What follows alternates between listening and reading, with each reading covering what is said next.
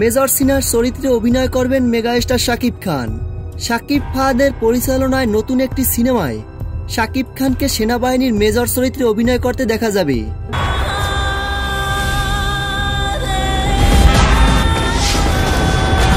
শাকিব খান অভিনীত চরিত্রটি মেজর সিনার আদলে নির্মিত হবে। সত্যি ঘটনা অবলম্বনে সিনেমাটিক লিবার্টি নিয়ে গল্প বুনবেন নির্মাতা। বিজ্ঞাপন নির্মাতা শাকিব ফাহাদের পরিচালনায় এটি তার বড় পর্দার প্রথম কাজ। চলতি বছরের শেষ দিকে বিজয় দিবস উপলক্ষে মুক্তির লক্ষ্যে চলছে প্রি প্রোডাকশন।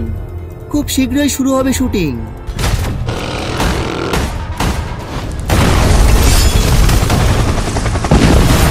প্রিয় ভিউয়ার্স, শাকিব খানের এই নতুন সিনেমাটি নিয়ে আপনারা কতটা এক্সাইটেড? ভিডিওর নিচে কমেন্ট বক্সে কমেন্ট করে জানিয়ে দিন।